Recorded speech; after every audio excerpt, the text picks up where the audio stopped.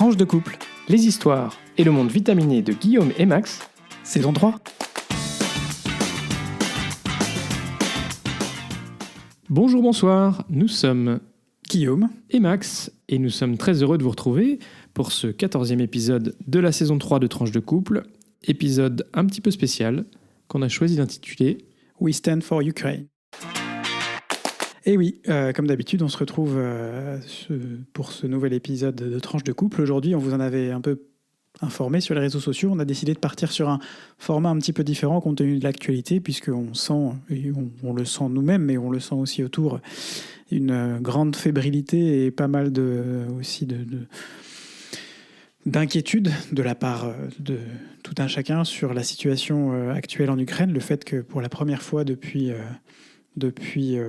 presque 20 ans et les guerres en Bosnie ou 30 ans et les guerres qui ont eu lieu dans les Balkans, on a une guerre pour certains aux portes de l'Europe, pour d'autres en Europe. Bref, un format particulier où on va essayer, plutôt que de vous parler de passer d'une rubrique à l'autre, de faire une sorte de dialogue entre nous deux. Vous savez, on vous parle beaucoup de notre communication. C'est aussi important dans ce contexte-là. On va dialoguer, on va probablement pas être toujours d'accord. On va essayer de vous faire l'état des lieux de tout ce qui s'est passé depuis mardi. On enregistre ce podcast samedi 26 février. Donc il est aussi possible qu'il manque encore des informations quand le podcast paraîtra demain. Si besoin, je ne sais pas si on réenregistrera peut-être pas un podcast tout de suite, mais en tout cas, on vous en reparlera pendant le prochain épisode après celui-là. Et en tout cas, on vous mettra un certain nombre d'informations en fonction de nos possibilités aussi sur les réseaux sociaux pour que vous puissiez suivre l'actualité au plus proche. Entre-temps, si vous avez des questions, vous n'hésitez pas à nous les envoyer. Vous n'hésitez pas aussi à nous envoyer si vous voulez partager des choses. Voilà, on espère que ce format un peu particulier vous conviendra à vous aussi. En tout cas, on vous invite aussi, pour suivre un peu tout ça, à vous abonner à nos pages sur les réseaux sociaux, sur Twitter, sur Facebook, sur YouTube, à nous suivre sur Spotify pour être informé des nouveaux épisodes. Vous pouvez, pour nous contacter, le faire via ces réseaux ou par mail, tranche-le-chiffre-de-couple@gmail.com. Et un mot, un seul comme toujours, n'hésitez pas à partager cet épisode, à partager ce podcast. On est ravis aussi de voir qu'on a des gens qui nous écoutent et ça nous aide à garder la motivation, comme on vous le dit à chaque fois. On garde la foi.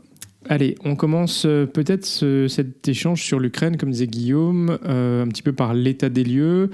Il y a 15 jours, vous avez vous avez parlé de l'Ukraine et de finalement donner du contexte sur la situation, la relation entre l'Ukraine et la Russie, l'historique de l'Ukraine. Ces 15 derniers jours, la tension a beaucoup... a beaucoup augmenté. Ça a beaucoup augmenté avec Vladimir Poutine qui a vraiment clairement, de plus en plus clairement, en gros, dit, affirmé et pris des décisions pour dire que finalement le gouvernement ukrainien était plus légitime pour lui et qu'il fallait globalement que la Russie intervienne. Pour remettre un peu les choses dans le contexte, on est parti sur la reconnaissance par la Russie, en fait, des deux républiques sécessionnistes, la République populaire de Donetsk et la République populaire de Lugansk. Ça, c'était lundi dernier, donc le lundi 22 février. Ces deux républiques ont proclamé leur indépendance unilatéralement. La Russie les a reconnues dans la foulée. 24 heures après, la Russie a reconnu ces républiques. En fait, c'était des républiques sécessionnistes qui avaient déjà adopté leur constitution, mais ça datait déjà, leur occupation datait déjà depuis 8 ans, en fait, depuis les événements. Oui, mais elle n'était pas reconnue officiellement par la Russie. Et de fait, par les accords de Minsk, la Russie n'avait pas officiellement reconnu ces deux républiques sécessionnistes.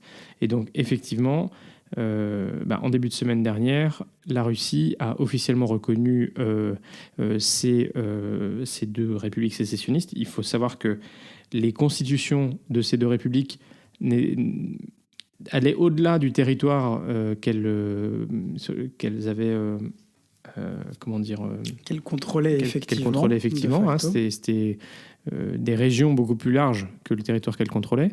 Et Vladimir Poutine, dans une réunion du Conseil de sécurité russe qui a été diffusée en partie à la télé et qui était très, comment dire, où tout était très organisé pour montrer la puissance de Vladimir Poutine et sa mainmise sur le système, globalement a annoncé que la Russie allait, en vertu des traités d'accords de soutien, allait défendre ces pays.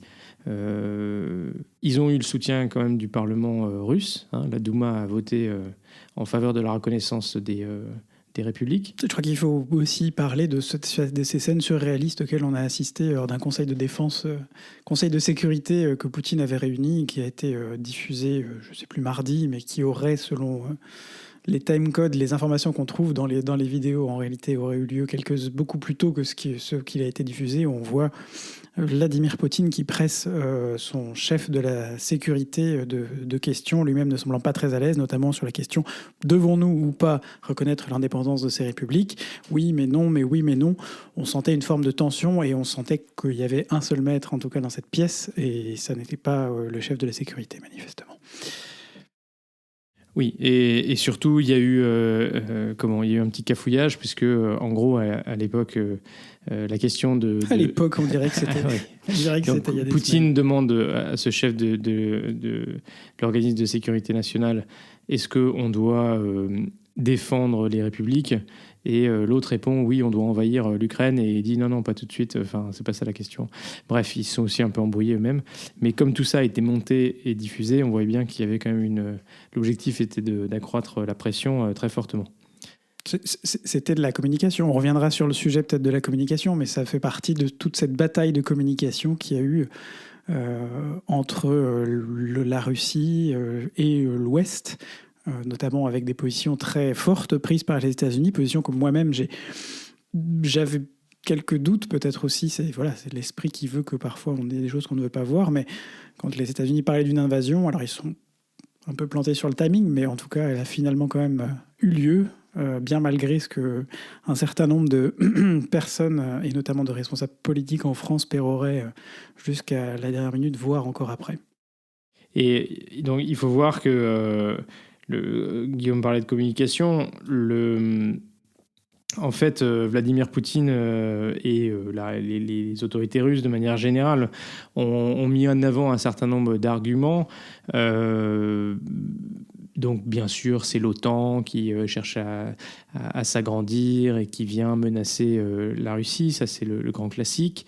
Le fait que, visiblement, il y aurait eu un génocide dans les territoires contrôlés par les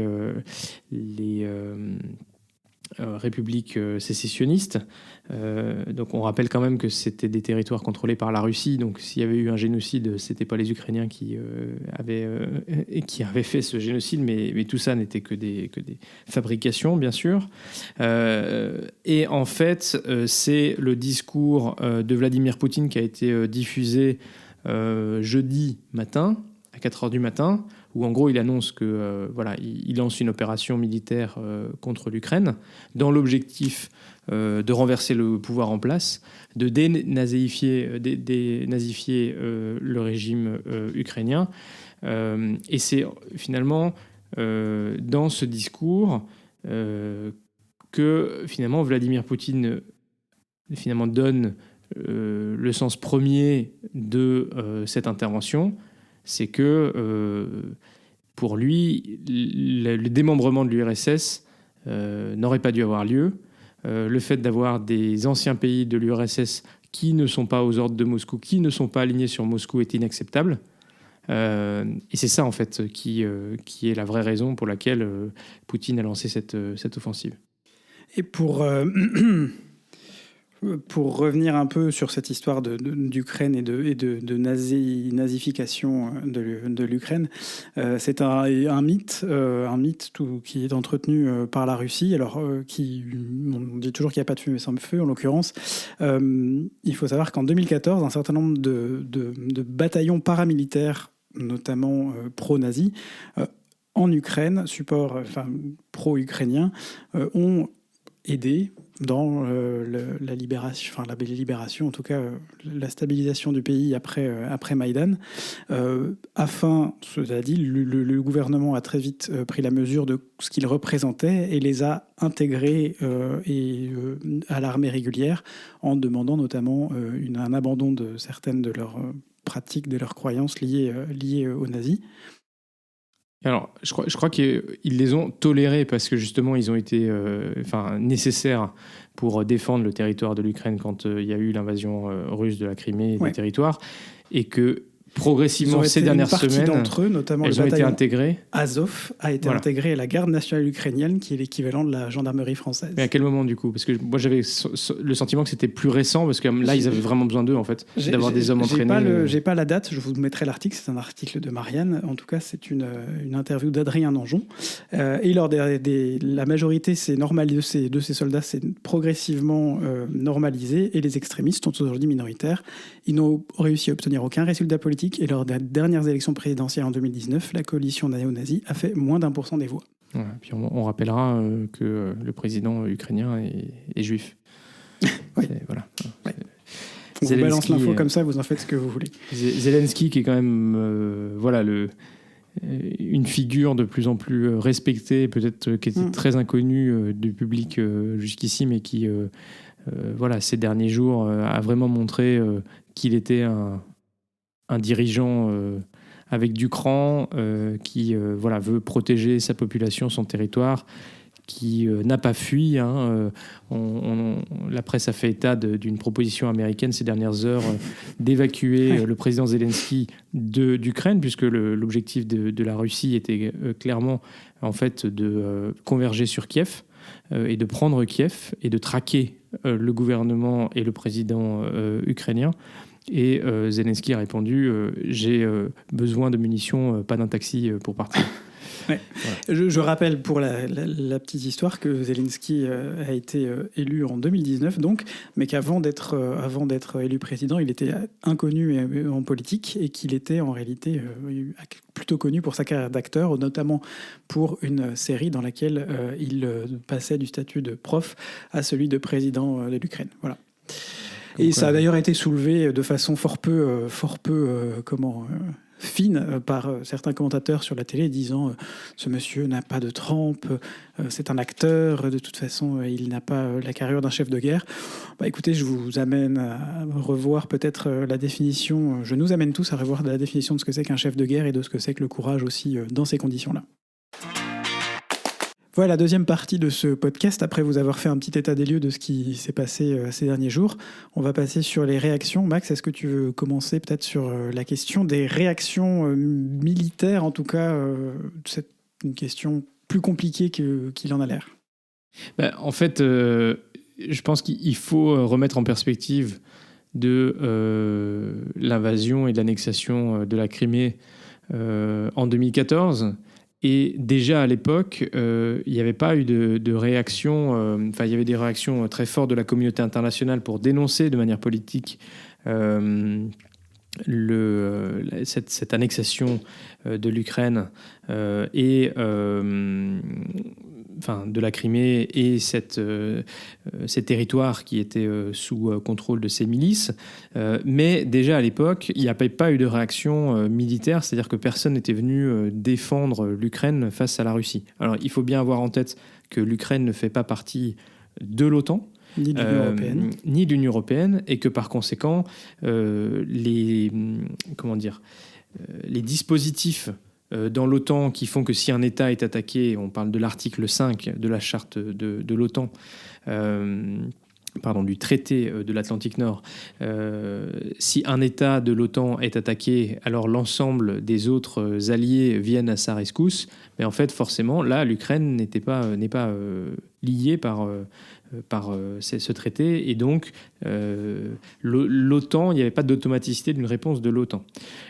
Et pareil, bien que l'Ukraine en fait ait affirmé par son gouvernement actuel une intention d'aller vers l'Union européenne et de devenir membre à terme, et aussi de devenir membre de l'OTAN, pareil, l'Ukraine ne faisant pas partie de l'Union européenne, forcément, il n'y a pas d'automaticité d'une réponse militaire. Et puis, ce qui est compliqué, c'est que, et c'est encore la situation dans laquelle on se retrouvait ces derniers jours, c'est que tout le monde a bien conscience que, il y a une certaine fatigue de l'opinion publique occidentale, notamment américaine, pour des engagements militaires qui sont un petit peu sans fin. C'est ça qui a aussi conduit le retrait d'Afghanistan, on en a parlé la dernière fois, et la décision américaine de retirer les troupes d'Afghanistan. Je crois que même s'il y a une grande solidarité de tout le monde vis-à-vis de l'Ukraine, personne n'est prêt à envoyer, les responsables politiques ne sont pas prêts à envoyer des soldats se faire tuer par la Russie sur le territoire ukrainien. C'est surtout qu'on passerait à un différent... Ça permet de passer sur le fait qu'on passerait à un différent type de conflit tout à fait différent. En fait. Et là, effectivement, à partir du moment... déjà, c'est comme tu l'as dit, depuis les guerres dans les Balkans, en fait, la première fois qu'on a un conflit armé sur le territoire européen vraiment ouvert, parce que la Crimée, ça avait été très rapide, et puis après, ça s'était gelé. Et donc alors là, même que Boris Johnson nous promettait en novembre l'année dernière, promettait devant une commission de son Parlement qu'on avait dépassé le stade des batailles classiques, avec des chars et des tanks dans la rue. Voilà, on y est. Des visionnaires, nos politiques, visionnaires. Et donc, c'est sûr que si aujourd'hui, les États de l'OTAN, de l'Union européenne, s'engagent dans un conflit armé contre la Russie pour défendre l'Ukraine, mais là, c'est effectivement une autre dimension du conflit et potentiellement le début d'une troisième guerre mondiale. Avec un enjeu aussi, mais on en reparlera, c'est qu'au sein en Europe, les pays ont des relations différentes par rapport à la Russie, avec notamment un certain nombre de dépendances énergétiques ou économiques qui jouent dans tout ça. Alors, si on peut parler maintenant peut-être des réactions du coup de la communauté internationale suite à l'invasion de l'Ukraine jeudi matin, il y avait déjà eu un premier tour de sanctions qui avait été adopté par un certain nombre de pays occidentaux suite à la reconnaissance des républiques sécessionnistes de Donetsk et de Louhansk, parce que, en fait, en reconnaissant ces républiques, Moscou reconnaissait que le cessez-le-feu et les accords de Minsk étaient mis à la poubelle, parce que la base, c'était la non-reconnaissance de ces républiques sécessionnistes. Oui, pour reprendre sur ces sanctions, comme tu le dis, Max, elles viennent quand même de pas mal de pays de ce qu'on appelle le bloc de l'Ouest. Enfin, on ne pensait pas qu'on réutiliserait cette expression un jour, mais de fait, on y est. On a l'Union européenne, on a le Canada, on a le Japon qui ont mis en place des sanctions. On a aussi le Royaume-Uni et on a l'Australie, je crois. Oui, donc ça, ces pays-là ont aussi pris un deuxième volet de sanctions. L'Union européenne. Suite à non, tout le monde a pris un deuxième volet de sanctions suite à l'invasion. Voilà. Et donc, l'objectif, c'est de toucher à la fois le système financier, de toucher les oligarques et les élites du pouvoir en Russie. Pour la première fois, Poutine lui-même est visé par des sanctions et, par exemple, les États-Unis l'ont interdit de se rendre sur le territoire américain. C'est une grande nouveauté, en fait. Ça n'avait jamais été mis en place jusqu'à maintenant, de taper aussi haut dans les responsables politiques qui sont touchés par ces sanctions. On pense aussi à tous les oligarques dont les avoirs sont gelés. On a encore vu ce matin une information comme quoi un bateau avait été intercepté par la marine, les douanes françaises, alors qu'il traversait la Manche en direction de la Russie, parce qu'il est soupçonné de contenir des avoirs appartenant liés à des oligarques, justement, et qui pourraient être touchés par ces sanctions. On n'a pas plus d'informations pour l'instant, mais c'est pour dire que les choses sont prises très au sérieux, que tout ceci prend du temps, évidemment, mais que malgré tout, les choses avancent. Et puis il y a trois autres volets de sanctions, non, deux autres dont on peut parler. Il y a tout d'abord le volet des sanctions en ce qui concerne le sport, puisque je voudrais rappeler ici que la Russie a quand même, avec son invasion de l'Ukraine et en ouvrant un conflit, pendant la période entre les Jeux Olympiques et les Jeux Paralympiques, violer la trêve olympique. Donc le CIO a pris une mesure forte en appelant toutes les fédérations internationales à déplacer ou annuler leurs événements sportifs qui ont lieu en Russie. Ils auraient pu, peut-être qu'ils le feront plus tard, on verra, aller encore plus loin, mais on n'y est pas encore. Ce serait l'arme atomique du CIO, c'est de bannir complètement l'équipe russe, qui, je le rappelle, pour des histoires de dopage, ne concourt plus sous les couleurs russes, mais sous les couleurs du comité olympique russe. Ils auraient pu les exclure aussi des compétitions à venir, puisqu'on rappelle notamment que les Jeux paralympiques commencent dans quelques jours à Pékin. Ça veut dire qu'un certain nombre de compétitions qui avaient lieu, qui étaient en cours, notamment il y a eu une compétition de ski cross à Sun Valley, qui a un resort de ski en Russie, qui ont été annulés après être arrivés à des situations complètement ubuesques où l'ensemble des fédérations engagées, sauf la fédération russe, s'étaient retirées. Et on a trouvé donc des feuilles de départ avec exclusivement les athlètes russes. Les autres étaient did not compete. Les athlètes ne compétaient, n'ont pas pris part aux compétitions. Un certain nombre de choses aussi qui vont arriver plus tard en Russie ont été annulées. Le prochain Grand Prix qui devait avoir lieu à l'automne a d'ores et déjà été annulé. La finale de la Ligue des Champions, voilà, pour nos amis footballeurs, qui devait avoir lieu à Saint-Pétersbourg, a été déplacée au Stade de France. Voilà, ça fait partie des trains de sanctions, en tout cas, qui paraissent être un peu secondaires, mais qui malheureusement auront aussi un impact sur la Russie et sur l'aura de la Russie dans l'Union européenne. Alors l'Union européenne et dans le monde. A beaucoup... donc en fait, immédiatement le jeudi, il y a eu des réunions à Bruxelles pour discuter de ce paquet de sanctions, qui était... il y avait des propositions sur la table par la Commission et le Service européen d'action extérieure. Les discussions ensuite sont allées au chef d'État et de gouvernement qui s'étaient réunis de manière exceptionnelle physiquement à Bruxelles le jeudi en fin de journée, avant une réunion extraordinaire de l'OTAN, un sommet de l'OTAN par visioconférence le vendredi. On peut voir que, et ça a filtré dans la presse, j'en parlais tout à l'heure en disant que les relations individuelles nationales avec la Russie jouaient dans les décisions et dans les positions nationales, ou aussi dans les divergences de positions. Les discussions ont duré plus longtemps que ce à quoi on s'attendait. En tout cas, le sommet européen a été un peu plus long que prévu. Et il y a des choses qui n'ont pas été incluses, qui n'ont pas fait l'objet de consensus. Alors, vous en avez sans doute entendu parler. Il y a notamment l'exclusion de la Russie du système SWIFT. Alors, le système SWIFT, c'est un mécanisme qui permet les transactions interbancaires entre les banques du monde entier. Et c'est en gros ce qui vous permet de payer sur un site russe, ou ce qui permet à des banques d'échanger de l'argent entre des banques non russes et des banques russes. Globalement, l'exclusion de la Russie de ce système aurait un effet important, puisqu'elle couperait le système bancaire russe du reste du monde. Même si les Russes et les Chinois ont mis en place leur propre système, ont déployé un système alternatif, mais qui n'est pas encore aussi performant et pas aussi développé que le système SWIFT.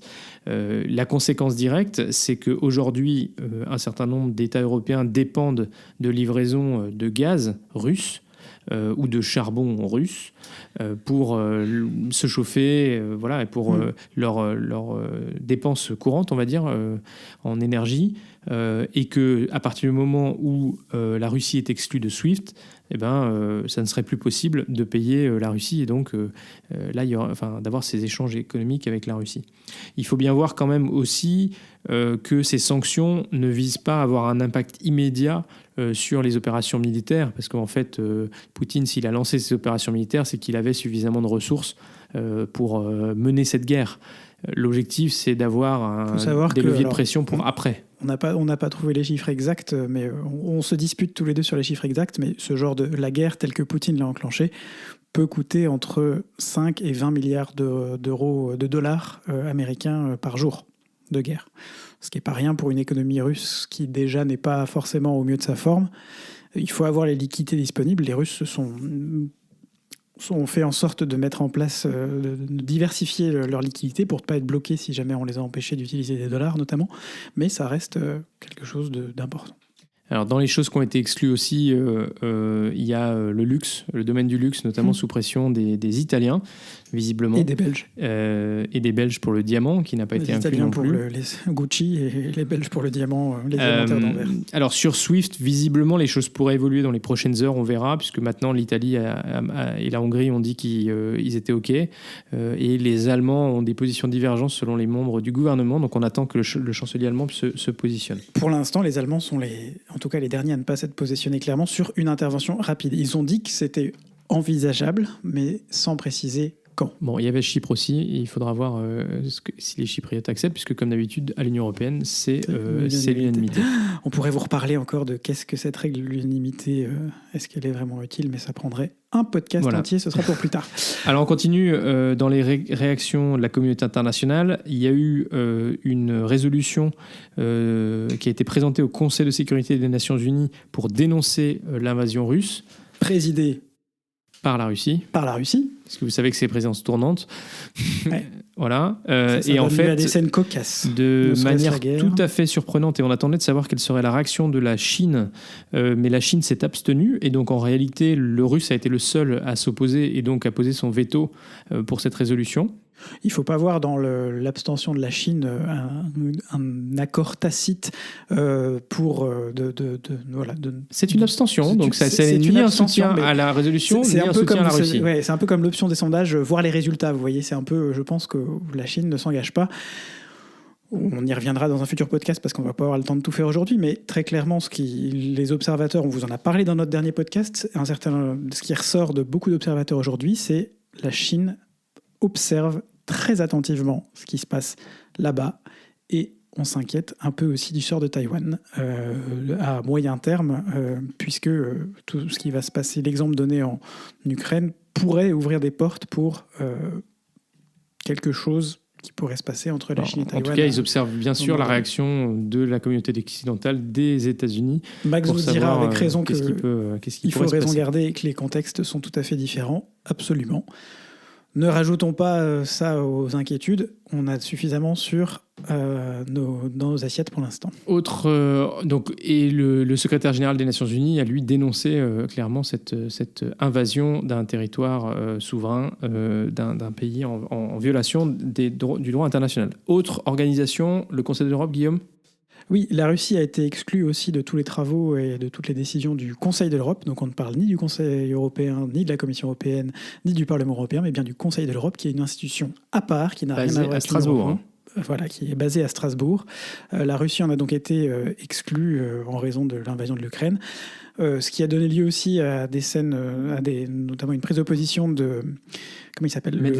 Dimitri Medvedev, qui est l'ancien Premier ministre et ancien président de la Russie, qui est aujourd'hui chef adjoint, bref, quelque chose pour la sécurité, qui disait justement, tiens, c'est peut-être l'occasion pour nous de remettre en place la peine de mort puisqu'on a été exclu de la Cour européenne des droits de l'homme. Mais en réalité, la Cour européenne des droits de l'homme, la Russie n'a pas été exclue de la Cour européenne des droits de l'homme, mais bien uniquement des travaux du Conseil de l'Europe. Donc, ce ne sera pas si facile que ça pour la Russie, sauf si elle s'auto-exclut de cette cour, ce qui pourrait mener tout de même à créer des précédents dans lesquels les Russes n'ont pas forcément envie d'entrer non plus. C'est une terra incognita. On sait que Poutine fonctionne beaucoup au bluff, mais je pense qu'il a suffisamment lui aussi à faire pour l'instant dans cette affaire pour ne pas aller plus loin dans l'immédiat. On vous a parlé des sanctions qui allaient au-delà des États-Unis et de l'Europe, mais aussi parce qu'il y a en fait une très bonne coordination du G7, qui est présidée par les Allemands, et également très bonne coordination aussi avec l'OTAN. L'Union européenne et l'OTAN ont tenu des conférences de presse conjointes. Le secrétaire général de l'OTAN a été invité à participer à un certain nombre de réunions, de même que Ursula von der Leyen, la présidente de la Commission, et Charles Michel, le président du Conseil européen. Donc il y a une très grande coordination de tous ces efforts. De son côté, l'OTAN a renforcé sa posture de dissuasion et de défense en activant les plans de défense à l'Est, ce qui fait que le commandement suprême allié SACEUR pour les forces en Europe, en fait, peut déjà préparer le déploiement de troupes si jamais il était nécessaire. Ils ont aussi acté le fait que la VJTF, qui est un dispositif de réaction rapide qui avait été mis en place après 2014 et qui est commandé par la France, va déployer des premiers éléments dans l'Est de l'Europe.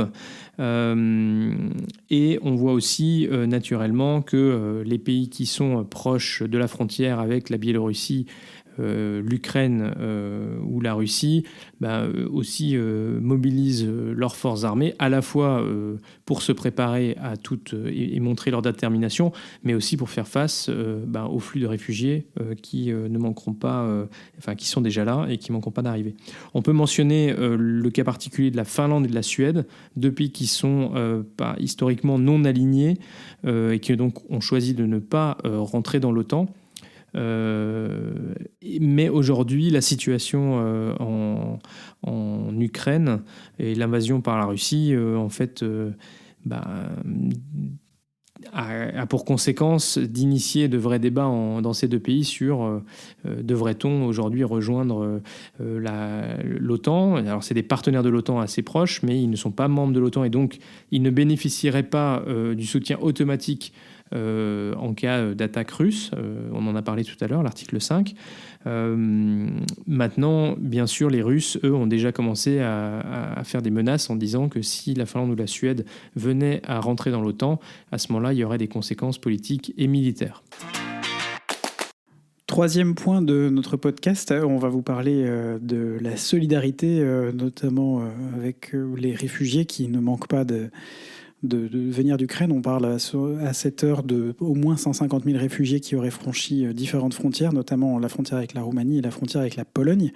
Un certain nombre de pays ont ouvert grand leurs bras à ces réfugiés en disant qu'ils pouvaient venir dans ces pays sans condition, notamment l'Irlande ou encore la Slovaquie, dont la directrice générale une haute fonctionnaire slovaque a annoncé que les Ukrainiens pourraient disposer d'un statut temporaire avec des soins de santé gratuits et la possibilité de travailler légalement, ainsi que la gratuité des transports en commun.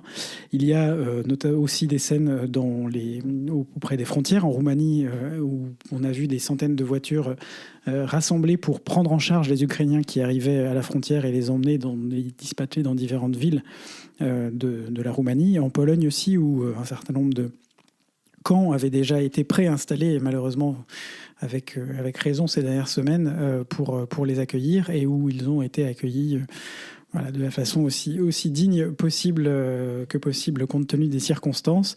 Il y a une vraie solidarité européenne qui se montre vis-à-vis de l'Ukraine. Alors ça pose des questions derrière en se disant mais pourquoi est-ce que cette solidarité, notamment venant de pays comme la Pologne ou la Hongrie, n'est pas la même en fonction de la provenance des réfugiés? C'est pas le moment d'ouvrir ce débat, je crois, ici. Je crois qu'il faut cependant être heureux qu'elle existe telle qu'elle existe aujourd'hui, et peut-être qu'après, il faudra continuer à se poser des questions aussi à ce sujet-là. Voilà. Je crois que je voulais aussi revenir sur plus... Pardon. Il y a aussi beaucoup de manifestations qui ont eu lieu dans les différentes capitales européennes. Tout à fait. Notamment à Bruxelles jeudi soir, j'y étais. Et je voulais aussi répondre à la question qu'on se pose beaucoup, c'est qu'est-ce qu'on peut faire, nous, depuis nos salons et depuis là où on est aujourd'hui, pour aider les Ukrainiens. Alors, globalement, il y a peu de choses qu'on puisse faire. Enfin, je ne pense pas que nous ayons tous l'âme d'aller résister en Ukraine les armes à la main. Cependant, il est possible de soutenir, notamment vis-à-vis d'associations. On a la Croix-Rouge. Sur son site internet, le Comité international de la Croix-Rouge précise que dès que la situation le sera évaluée et qu'elle le permettra, l'aide partira immédiatement pour l'Ukraine. Elle vise à permettre à 3 millions de personnes d'accéder notamment à l'eau potable en cas de crise et à un minimum de nourriture. L'UNICEF aussi, il agit en général, mais il agira en particulier sur l'Ukraine. Le Fonds humanitaire ukrainien, en tout cas, c'est un des fonds communs nationaux des Nations Unies aussi, auquel on peut faire un don. On vous mettra toutes ces informations sur les pages, nos pages Twitter et Facebook. C'est des fonds qui seront, lorsqu'ils seront donnés, mis immédiatement à disposition d'un large éventail d'organisations partenaires locales en première ligne de la réponse afin de soutenir les Ukrainiens. Voilà, c'est à peu près ce qu'on peut faire aussi. Il y a aussi l'association Aide médicale et caritative France-Ukraine qui assure l'envoi de convois humanitaires depuis 2014. Elle a été créée à la suite de Maïdan, en prodiguant notamment des échanges de savoir-faire médical et en organisant des colonies de vacances pour les enfants orphelins et un soutien psychologique à la population. Voilà, encore une fois, on vous remettra tout sur nos réseaux sociaux pour que vous puissiez retrouver et contribuer si vous le souhaitez. Et on peut aussi noter que même en Russie, qui est pourtant pas un pays où la liberté d'expression est peut-être la plus totale, il y a des groupes d'intellectuels, qui ont publié des tribunes. Il y a des citoyens russes qui sont descendus dans la rue pour dire stop à la guerre, même si en fait, dans cette guerre de la communication, en fait, on voit que la Russie publie très peu, enfin en Russie il y a très peu d'informations sur la réalité de la guerre en Ukraine. Il y a eu des grosses manifestations en Russie le soir du jeudi soir aussi, on n'en a pas parlé, mais c'est important d'en parler je crois, grosses en tout cas par rapport à la taille des manifestations qu'on attend en Russie, où on sait que, comme tu l'as dit, la liberté de parole n'est pas vraiment garantie. Des arrestations, malheureusement aussi, suite à ces... Ça, c'est sûr que si tu commences à parler... Ces manifestations. Et les Russes font preuve de créativité avec notamment un certain nombre de personnes qui sont allées déposer devant différentes ambassades, l'ambassade à Moscou et différents consulats d'Ukraine, des fleurs, puisque c'est une façon de aussi marquer une forme de soutien. C'est peu de choses, mais voilà, ça permet d'exister. On a aussi... J'ai pas parlé de ça tout à l'heure quand on parlait des sanctions, mais en matière culturelle, un certain nombre d'artistes proches du régime de Poutine, qui aujourd'hui, notamment Valéry Gergiev, qui est un chef d'orchestre, qui est très proche de Poutine, et qui a toujours soutenu ce qui a été fait, que ce soit l'invasion de la Crimée ou avant la guerre en Ossétie, en Géorgie. Qui aujourd'hui est pressé et s'est vu annuler un certain nombre de prestations en Italie, en Allemagne et aux États-Unis, en raison justement de ses opinions et le fait qu'il n'ait pas donné d'avis inverse il n'ait pas contesté la guerre en Ukraine. Alors, on l'a dit, les pays occidentaux ne sont pas prêts à s'engager militairement en Ukraine pour défendre l'Ukraine, ce qui fait qu'on a un peu l'impression d'être au balcon et de regarder une guerre se dérouler en direct sous nos yeux, ce qui est pas complètement faux. Mais néanmoins, l'Ukraine a transmis des demandes de matériel, parce que d'une part, les Russes ont détruit un certain nombre de matériel avec leurs attaques, parce qu'ils ont d'abord envoyé des missiles de croisière pour détruire des installations ukrainienne avant d'envoyer les troupes au sol, mais aussi du matériel médical pour soigner les blessés, des munitions, et donc aujourd'hui on commence à entendre en fait un certain nombre de pays, suite aux coordinations y compris dans le cadre de l'OTAN je pense et dans le cadre de l'Union européenne, de pays qui indiquent soit qu'ils ont déjà envoyé, soit qu'ils vont continuer à envoyer, soit qu'ils envoient du matériel, du fuel, des munitions. Voilà, ce dont notamment aujourd'hui on a entendu la République tchèque, la Slovaquie, la Belgique mentionner que du matériel était en cours d'envoi, notamment des mitrailleuses pour les Belges, je crois, et du fuel. Absolument. 3800 tonnes de fuel et 2000 mitrailleuses qui sont déjà parties de Belgique en direction de l'Ukraine. La Maison-Blanche a demandé au Congrès vendredi 6,4 milliards de dollars de financement supplémentaire dans le contexte de l'invasion ukrainienne. Alors en fait, c'est à la fois parce que les États-Unis ont déployé du personnel en Europe et donc il leur faut du financement supplémentaire. Donc ça, c'est pour la réassurance et la dissuasion dans le cadre de l'OTAN, mais c'est aussi de l'aide humanitaire et d'aide à la sécurité. Donc on imagine qu'une partie va aussi être au bénéfice de l'Ukraine directement, mais c'est aussi pour les pays baltes, c'est aussi pour la Pologne, c'est aussi pour les pays environnants. Notamment donc pour la France, le président Macron a annoncé qu'il renforçait le soutien à la dissuasion, donc avec 5 Mirage 2000 qui vont faire la police du ciel dans les pays baltes, 200 hommes en plus pour le contingent français déployé en Estonie et un contingent franco-belge qui va se déployer en Roumanie pour aider à la dissuasion. Et il y a aussi du matériel français militaire, mais aucun élément n'a été donné, qui serait en route vers l'Ukraine en réponse aussi aux demandes ukrainiennes.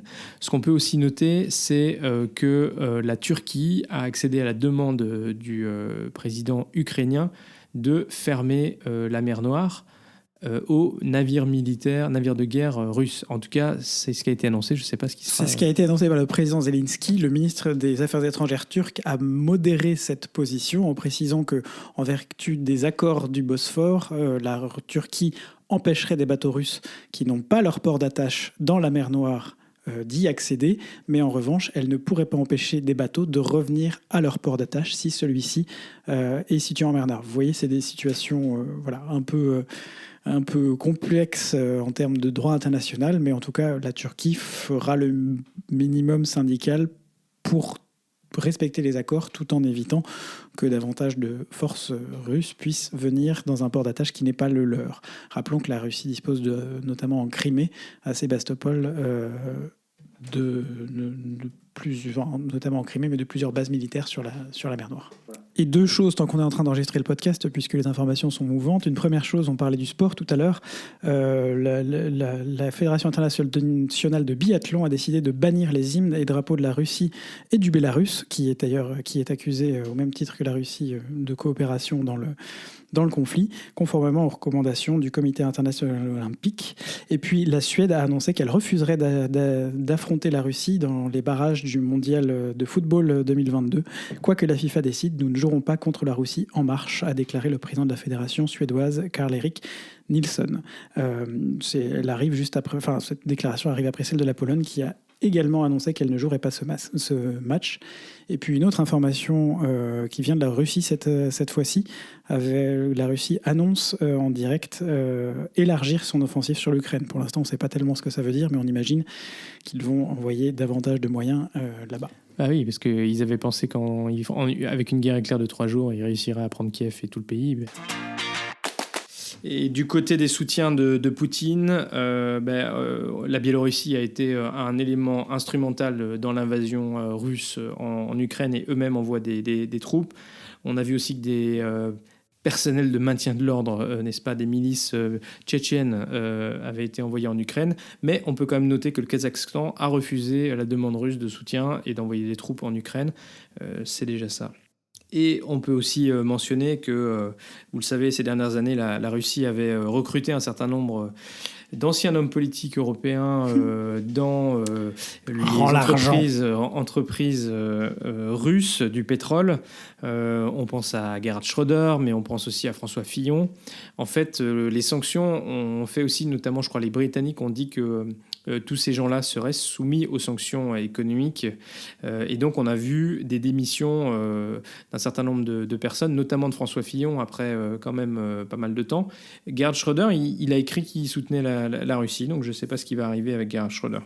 Mais néanmoins, c'est quand même assez hallucinant de voir ces gens qui sont effectivement des pantins de la Russie simplement pour des questions d'argent. C'est un peu tôt pour savoir quelles pourraient être les options futures, parce que ça va dépendre de savoir, effectivement, est-ce que la Russie arrive à ses fins et arrive à s'emparer de Kiev et du reste de l'Ukraine, ou est-ce que l'armée russe s'enlise en fait dans un conflit face à une armée ukrainienne qui tient, et on sait qu'aujourd'hui ils ont mobilisé notamment par la conscription l'ensemble des hommes de plus de 18 ans et de moins de 60 ans pour se battre, et on sait qu'il y a des gens qui prennent les armes pour se battre contre la Russie aujourd'hui. On peut parler notamment d'un certain nombre d'hommes et de femmes politiques qui ont pris les armes, d'un certain nombre de parlementaires. On a aussi, évidemment, on vous a parlé de Volodymyr Zelensky aussi, qu'on voit depuis bientôt 4 jours maintenant sur le front à Kiev. résister et appeler à résister. Et puis son prédécesseur, l'ancien président Petro Poroshenko, a également été vu et puis filmé et interviewé alors qu'il rejoignait un bataillon à Kiev pour se joindre aux forces en présence là-bas. Il est difficile aujourd'hui de savoir où est-ce que Poutine s'arrêtera. Est-ce que tout ça vise à obtenir une neutralité de l'Ukraine s'il n'arrive pas à ses fins de mettre un gouvernement à sa main comme il l'a fait en Biélorussie? Est-ce que ça sera la division de l'Ukraine entre une partie contrôlée par la Russie et une partie qui ne serait pas contrôlée par la Russie? On entend beaucoup, y compris ceux qui sont peut-être plus sympathisants de Poutine, de dire « Ah, mais il faudrait que l'Ukraine accepte d'être démilitarisée et neutre, non alignée, comme on parle de finlandisation ». Mais du coup, tout ça nie la capacité des peuples à s'autodéterminer.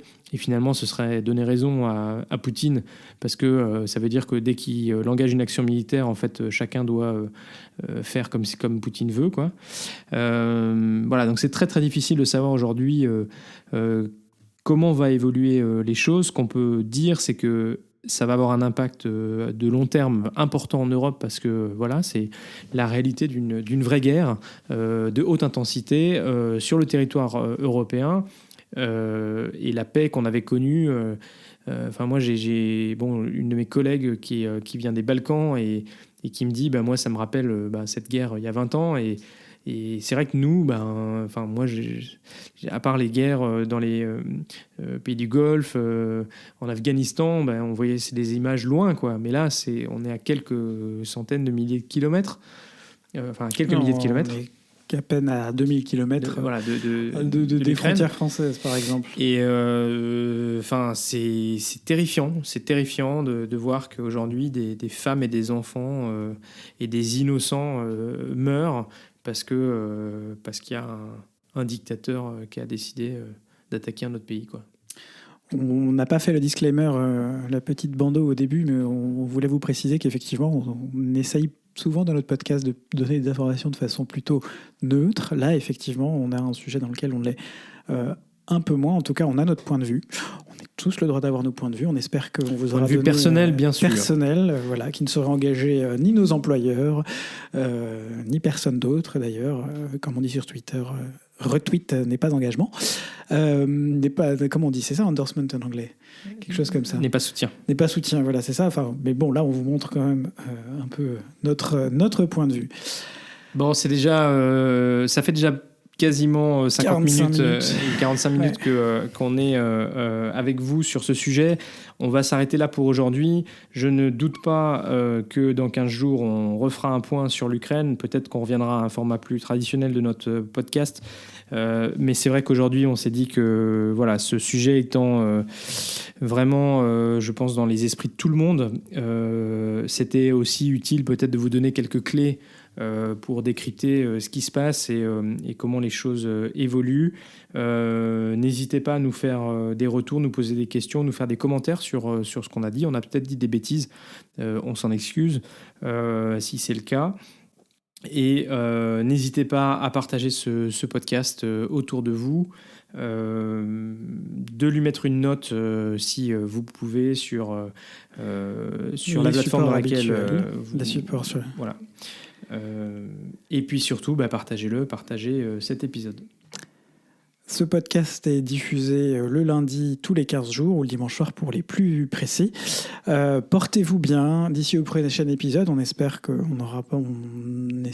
les choses auront évolué favorablement. Je ne sais pas si on peut dire favorablement, mais en tout cas qu'on sera dans une autre situation d'ici 15 jours. Les choses bougent très vite, comme vous le savez. On vous embrasse très fort. Prenez soin de vous. Et à très vite pour de nouvelles tranches qu'on espère quand même vitaminées pour tout le monde.